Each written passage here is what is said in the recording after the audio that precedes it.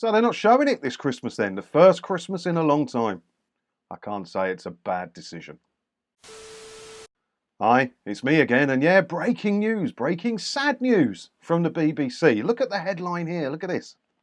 BBC axes iconic Christmas Day show after 57 years on TV. So can you guess what show it is that's been on Christmas Day on the BBC for 57 years that this year they've chosen to not show it, which I don't think is a bad choice because it's got a bit of a bad reputation now, this one. And also, they've got 57 years worth of repeats, which they can show and probably will. Cost-cutting measures have seen them pull the festive measure from the schedules despite it being traditional viewing for generations of Brits.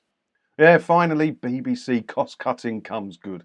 Apart from ruining the news, which I didn't care about, but many people out there did, and ruining, or the plans to ruin, local radio, which I'm not that bothered about, but loads of people out there are. They're bad cuts. This one, probably a good one. A one-off show that's going to cost them quite a lot of money to make. I mean, do the pop stars go on these shows for free? I don't know. I don't work in TV production or anything like that.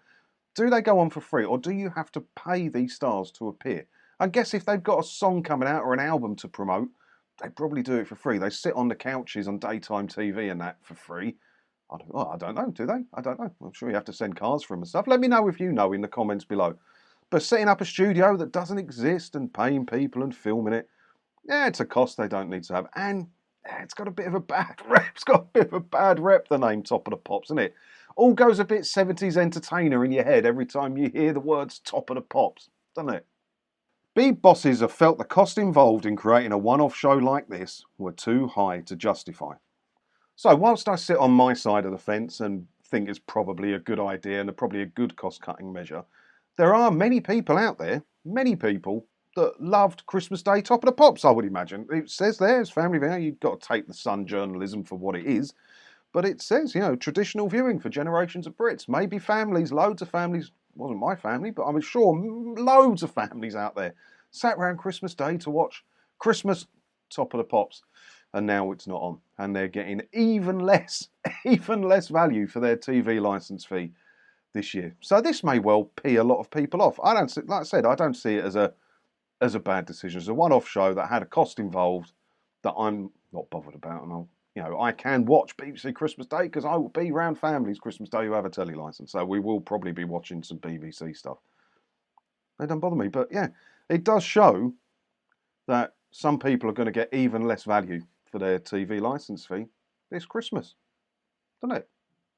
This year there will be Top of the Pops Review of the Year on BBC Two on Christmas Eve at 10:40 PM, featuring months-old clips of bands and singers performing at various events from the past 12 months.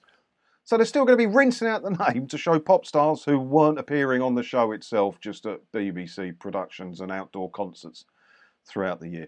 They've got tons and tons of old Top of the Pops. I would imagine BBC Two and BBC Four will be chocked full of classic Christmas Top of the Popses this year, and they'll get their money's worth out of it that way. But yeah, as I say, many people are going to get even less value from the BBC this Christmas, but you know, as cost cutting goes, it's not their worst choice, in my humble opinion.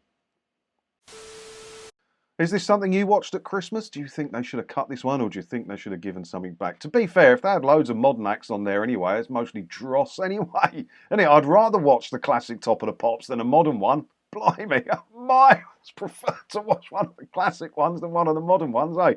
Let me know what you think about it down in the comments below.